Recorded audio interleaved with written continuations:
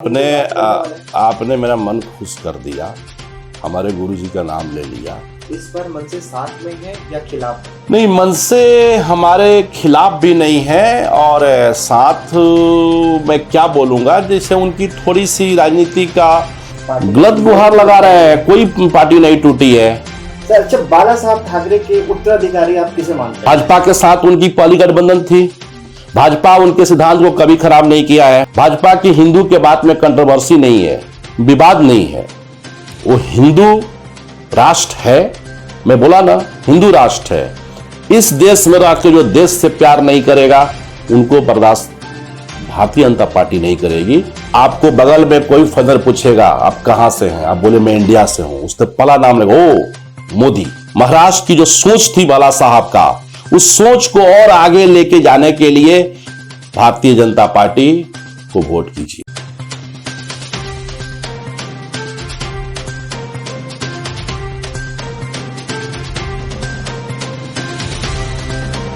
सबसे पहले तो जानना चाहूंगा सर, शैलेंद्र प्रताप सिंह आज बीजेपी के गद्दावर नेता हैं, आप जाने माने चेहरे हैं, तो आप महाराष्ट्र के इलेक्शन को किस प्रकार देख रहे हैं? सबसे पहले आपका भी स्वागत है और मैं दीपब्लिक न्यूज 24 को बहुत बहुत बधाई देता हूं और आपकी शुभकामना देता हूं। आपका चैनल आम पब्लिक के जनमानस की आवाज़ को लोगों तक पहुंचाए। और पहला बात आपने बोला मैं कद्दावर नेता हूं, ऐसा कुछ नहीं है। मैं एक मामूली बीजेपी का कार्यकर्ता हूं। माननीय गृह मंत्री अमित शाह जी और माननीय प्रधानमंत्री जी की जो ये भारत का जो विकास का जो रथ है, उस रथ को पोंछने वाला एक छोटा सा मैं कार्यकर्ता हूं। और मैं आपने जहां तक महाराष्ट्र के चुनाव की बात किया, तो महाराष्ट्र का चुनाव तो हम लोग जीत चुके हैं। भारतीय जनता पार्टी का जो अलायंस है, भारतीय जनता पार्टी, शिवसेना और राष्ट्रवादी जो हमारे अजित पवार साहब हैं, तो हम लोग चुनाव जीत चुके हैं। हमारे माननीय प्रधानमंत्री जी का विजन और उनका अंतर्राष्ट्रीय सोच और पूरे विश्व के लेकर जो भारत को जो पूरे विश्व में जो लेके जा रहे हैं, और हमारे बहुत ही सरल और हर जगह जनता के लिए उपलब्ध रहने वाला हम लोग के प्यारे माननीय मुख्यमंत्री एकनाथ शिंदे जी का जो विकास योजना है, जिसका सपोर्ट माननीय मोदी जी का द्वारा है, वो हम लोग जनमानस तक हर किसी के दिमाग में एकनाथ शिंदे जी, माननीय मोदी जी बस रहे हैं और हम लोग इस चुनाव को एक तरफा रूप से जीत रहे हैं। तो विपक्ष तो बहुत कटाक्ष कर रहा है। पिछली बार स्लोगन था अब की बार 400 पार, फिर इसके बाद आया सर आप पर आरोप लग रहा है बीजेपी पर 40 खोखे। तो इस आरोपों को आप किस प्रकार देखते हैं? देखिए, अब की बार 400 पार तो है ही 400 पार। संख्या को अगर आप ढंग से एनालिसिस कीजिएगा तो छोटी छोटी चीज़ों में कहीं कहीं हम लोग की थोड़ी संख्या कम हुई है, लेकिन ओवरऑल आप देखेंगे तो 400 तो हम लोग हैं ही। दूसरी बात आपने बोला जो भी यहाँ पे कटाक्ष हो रहा है, कटाक्ष करने वाले तो कटाक्ष करेंगे ही। देखिए, माननीय मोदी जी की जो विजन है महाराष्ट्र के प्रति, हमारे गृह मंत्री जी का जो मिशन है, वो दोनों को आप देखिए ना। आज के युवाओं को कटाक्ष पे नहीं जाना है, आज के युवाओं को विकास पे जाना है, डेवलपमेंट पे जाना है। और अब हम बहुत आगे निकल चुके हैं भारत विश्व में। तो कटाक्ष तो जो काम नहीं करते हैं वो तो कटाक्ष ही करेंगे ना। इनको काम कर अपना चुपचाप काम करते हैं, वो कटाक्ष में नहीं जाते हैं। तो इस बार के इलेक्शन को आप किस रूप देख रहे हैं? महाराष्ट्र के इलेक्शन है, महायुति की सरकार है, महागाड़ी, पूरे विपक्ष इकट्ठा हो गया है हराने के लिए। तो आपको क्या लगता है कि इस बार सरकार बीजेपी क्यों बना पाएगी और क्या क्या प्रॉब्लम आने वाला है? कुछ प्रॉब्लम नहीं है। महायुति हमारी जो गठबंधन है वो आ रही है, और इकट्ठे वो कब नहीं होते हैं। इंडिया गठबंधन, उनको खुद नहीं मालूम कितनी पार्टियां हैं उसमें। इंडिया गठबंधन को किसी को पूछ दीजिए, तो जवाब नहीं दे पाएंगे कि हमारे इंडिया का कितनी पार्टी उनको याद तक नहीं है, ठीक है। तो वो तो शेर को हराने के लिए तो झुंड निकलता ही है, वो तो दुनिया का सिस्टम है, उससे कोई हम लोग नहीं घबरा रहे हैं। हम लोग जहां भी माननीय नरेंद्र मोदी जी की सभा हो रही है, जहां भी एकनाथ शिंदे जी हैं, क्या उन्होंने कभी किसी को कटाक्ष किया? शिंदे साहब ने कटाक्ष किया? नहीं किया। वो काम कर रहे हैं, मोदी जी काम कर रहे हैं, भारतीय जनता पार्टी काम कर रही है, कटाक्ष हम क्यों करेंगे? तो सर इस बार के चुनाव में जैसा कि देखा जा रहा है कि महायुति, तो एक बार एमपी के इलेक्शन जो हुआ था उसमें मनसे को साथ में लिया गया था, इस बार मनसे साथ में है या खिलाफ है? नहीं, मनसे हमारे खिलाफ भी नहीं है और साथ मैं क्या बोलूंगा, जैसे उनकी थोड़ी सी राजनीति का अलग पैटर्न है मनसे का, इसलिए हम लोग अपने सिद्धांतों को, हमारी जो सिद्धांत है विकास की सिद्धांत है, हम ज़्यादा कंट्रोवर्सी की बात नहीं करते हैं। हमारी भारतीय जनता पार्टी तो थोड़ी सिद्धांत है, हम लोग सिद्धांत धीरे धीरे हमारी मेल खा रही है, धीरे धीरे मिल भी जाएंगे, तो न हम खिलाफ बोलेंगे न पक्ष बोलेंगे। बाकी आप देख ही रहे हैं, बात जैसे कर रहे हैं महाआघाड़ी का चेहरा इस बार सीएम पद के लिए उद्धव ठाकरे जी को उठाया जा रहा है, आपको क्या लगता है? देखिए, उद्धव ठाकरे जी में सीएम की कोई काबिलियत नहीं है, ठीक है। बाल ठाकरे साहब की जो सोच थी, जो उनकी विजन थी, वो महाराष्ट्र के लिए सोचते थे। उद्धव ठाकरे जी उनके सिर्फ ब्लड हैं, परिवार हैं उनका, लेकिन कर्म बेटा एकनाथ शिंदे हैं। कर्म देखा जाता है, हमारा जो देश है कर्म प्रधान है। माननीय प्रधानमंत्री जी भी एक चाय बेचने वाले लड़का थे, एक चाय बेचने वाले के बेटा हैं, आज पूरे विश्व उनको पसंद करता है दिल से। तो बाल ठाकरे साहब का कर्म बेटा एकनाथ शिंदे हैं, तो आप कर्म देखेंगे या रिश्ता देखेंगे? तो उद्धव ठाकरे साहब को मैं पर्सनली कटाक्ष नहीं करूंगा, बट वो परिस्थितियों के सीएम थे। जब सीएम बने तो वो परिस्थितियों के सीएम थे, और आगे भी उनको नाम ले कुछ भी ले, ये बात बार बार बोलना गद्दारी किया गद्दारी किया, क्या प्रूफ है कि हमने गद्दारी किया? जिसमें कैपेसिटी होगी, जिसमें लीडिंग होगी, वो लीडिंग करेगा, ठीक है। तो वो कैपेसिटी, वो लीडिंग पावर एकनाथ शिंदे जी में है, उन्होंने लीडिंग किया, इसमें गद्दारी कौन सा हो गया? पार्टी किसी का वंशज पे नहीं चलता है, पार्टी चलती है मजबूती से, पार्टी चलती है जनमानस के सोच से। वो सोच एकनाथ शिंदे जी में है, कहां गद्दारी है? कोई गद्दारी दिखता है क्या? कौन सा गद्दारी हो गया इसमें? जिसको 90% एमएलए 90% एमपी समर्थन दे रहा है, वो गद्दारी हुआ क्या? गद्दारी तो वो हुआ कि हम चुपके से 4 आदमी निकल के कहीं और चले गए, बिक गए, कोई गद्दारी नहीं है। शिवाजी महाराज का जो था हिंदुत्व, महाराष्ट्र को सुरक्षित रखना, महाराष्ट्र का नाम रखना, उसको बाल ठाकरे साहब ने जिस तरह से रक्षा करके रखा था सुरक्षित, वो चीजों को एकनाथ शिंदे जी ने उठाया और वो उसको लीडिंग लेके चल, उनमें कैपेसिटी है, इसलिए वो उनके कर्म बेटा हुए, वो उनके उत्तराधिकारी हुए। हमारा बेटा अगर योग्य नहीं है, ठीक है, तो उत्तराधिकारी किससे होगा वो? आप बताइए। तो सर इसी से रिलेटेड एक सवाल है, हिंदू राष्ट्र हेमंता जी ने भी बोला है, और असम में उन्हें तो पूरा करके भी दिखाया है। जो बांग्लादेशी या रोहिंग्या मुस्लिम थे उनके खिलाफ भी कार्रवाई की है। तो आप हेमंता जी के कार्रवाई को किस रूप में देख रहे हैं? आपने मेरा मन खुश कर दिया, हमारे गुरुजी का नाम ले लिया। मैं अभी नॉर्थ ईस्ट, जैसे आप बताया, मैं वहाँ की जो डेवलपमेंट हो देख रहा हूँ। हिंदू राष्ट्र क्यों नहीं होना चाहिए? हिंदू राष्ट्र आप बताइए, क्यों नहीं होना चाहिए हिंदू राष्ट्र? हमारा घर में बाहर का आदमी आके, बांग्लादेशी आके घर बना लेता है, वोटर आईडी कार्ड बना लेता है, फर्जी जहां तहां से, हमारा हिस्सा कटता है। आपका बेटा, हमारा बेटा का जमीन पे कब्जा कर रहा है, कल वो वोट दे रहा है, उसकी वोट जो है उसकी तुष्टीकरण के लिए उसको लाया जा रहा है। एक बहुत बड़ा स्कैम है, ये बहुत बड़ा जिहाद है, लव जिहाद, ये जमीन जिहाद है। हमारे माननीय मुख्यमंत्री हेमंत बिस्वा शर्मा जी ने कहा ये जमीन जिहाद है। ठीक है, हिंदू राष्ट्र क्या खराबी है? जब बंटवारा हुआ तो ये हुआ कि ये हिंदू यहां रहेंगे, मुस्लिम वहां रहेंगे। अब देखिए वहां हमारे हिंदू को तंग किया जाता है। हमारी जो हिंदू राष्ट्र है उसका बोलने के इंटेंशन क्या है कि क्या कोई मुस्लिम के साथ यहां गलत होता है क्या?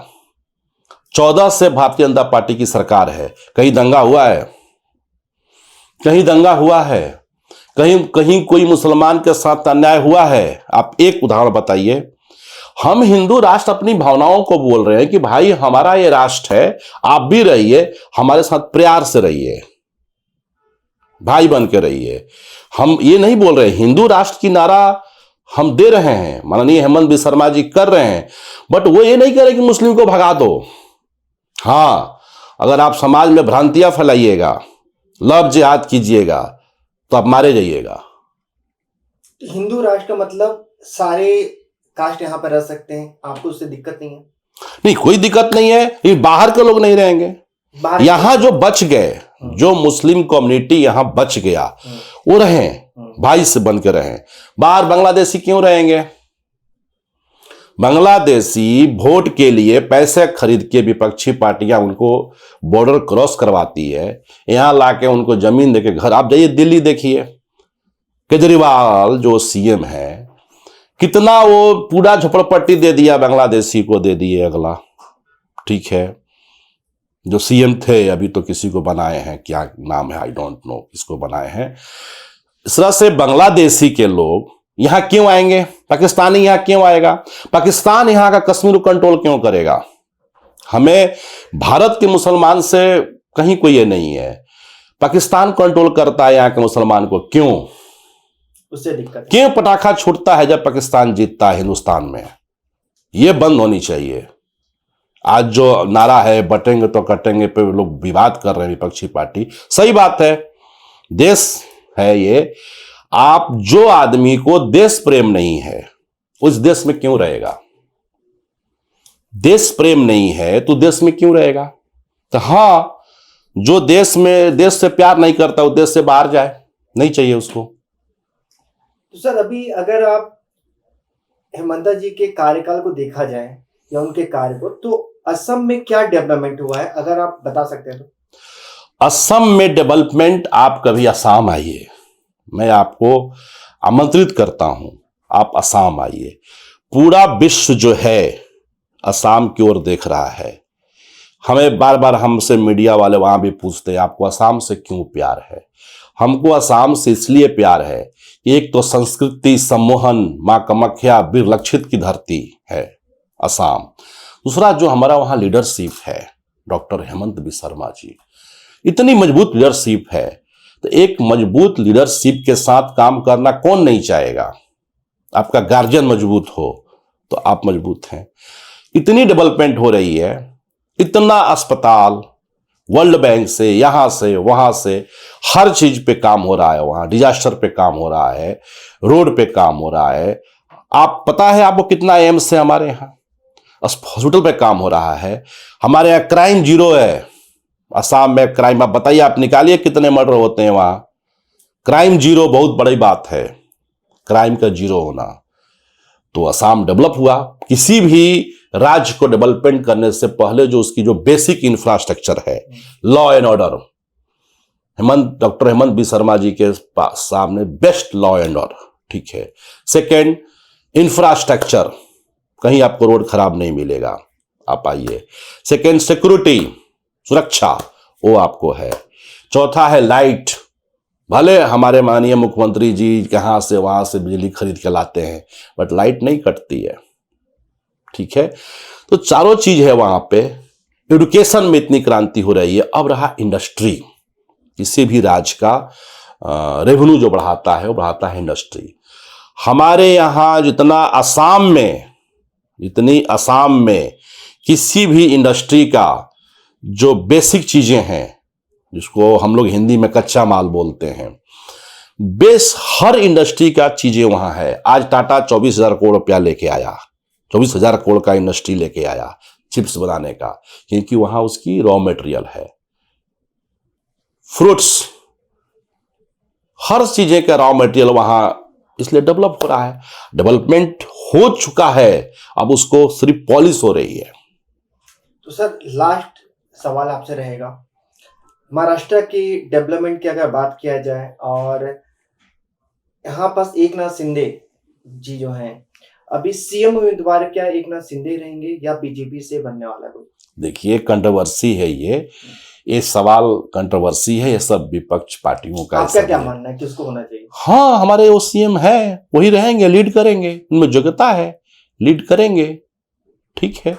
एक कंट्रोवर्सी है, लोग पब्लिक के दिमाग में गलत चीज डालने के लिए, ऐसा कुछ नहीं है। तो सर इस बार जनता के लिए सवाल है, नेता किसको चुना जाए, या अभी जो आमदार के लिए चुनाव हो रहा है, तो जनमानस के मन में एक बहुत ही भ्रांति फैली है कि हम किसको चुने, क्योंकि आज नेता चुन के आते हैं, कल किसी और पार्टी में ज्वाइन कर लेते हैं।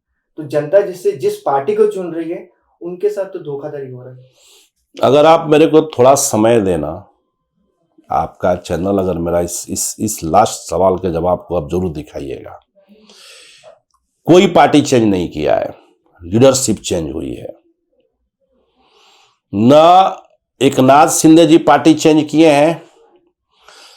शिवसेना किसके साथ चुनाव लड़ी 19 की? बीजेपी के साथ।